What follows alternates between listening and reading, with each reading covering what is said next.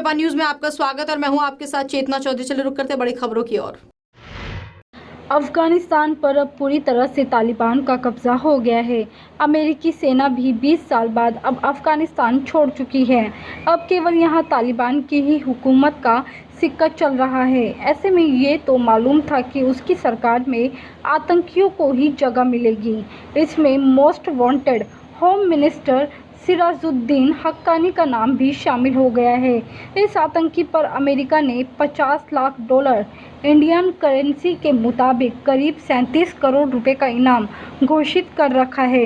दरअसल सिराजुद्दीन और उसके पिता ने 2008 में काबुल के भारतीय दूतावास पर भी हमला कराया था। दरअसल अफगानिस्तान की तालिबान सरकार में खूंखार आतंकी संगठन हक्कानी नेटवर्क के सरगना सिराजुद्दीन हक्कानी को गृह मंत्री बनाया गया है। बताया जा रहा है कि हक्कानी पहले रक्षा मंत्री के पद के लिए अड़ा हुआ था।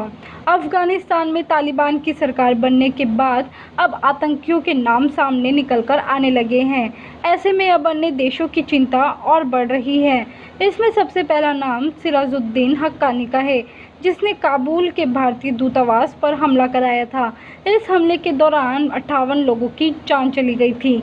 इसके बाद 2011 में अमेरिका के जॉइंट चीफ्स ऑफ स्टाफ रहे जनरल माइक मुलेन ने हक्कानी नेटवर्क को पाकिस्तान की खुफिया एजेंसी ISI का दायां हाथ और एजेंट बताया था। यूपी के बाद अब बिहार के कई जिलों में भी वायरल फीवर बच्चों और युवाओं में कहर बनकर टूट रहा है। यूपी में इस बीमारी ने सैकड़ों बच्चों के साथ युवाओं को निगल लिया है। वहीं बिहार के कई जिलों में भी यह बीमारी तेजी से पांव पसारना शुरू कर दिया है। पटना, छपरा, गोपालगंज समेत कई जिलों में इसका असर सबसे ज़्यादा देखा जा रहा है। राज्य के कई जिलों से मरीज पटना के विभिन्न अस्पतालों में भर्ती हो रहे हैं। अगर बात करें पटना के NMCH की, तो यहाँ पर अब तक तकरीबन 100 मरीज पिछले 2-3 दिनों में ही भर्ती हुए हैं। हालांकि डॉक्टरों की माने तो बच्चों में इस मौसम में मानसून से संबंधित बीमारियां होती हैं, जिससे अस्पतालों में भीड़ बढ़ने लगी है।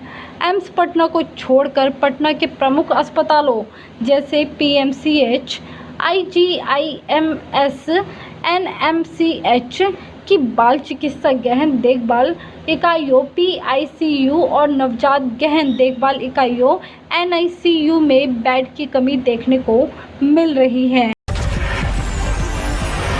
LJP सांसद चिराग पासवान बुधवार को पटना में RJD नेता तेजस्वी यादव से मुलाकात कर उन्हें पिता रामविलास पासवान की पहली बरसी में आने का आमंत्रण दिया। इस दौरान पत्रकारों के सवालों का जवाब देते हुए तेजस्वी यादव ने मुस्कुराते हुए चिराग पासवान के साथ मिलकर बिहार में राजनीति करने का आमंत्रण दे दिया।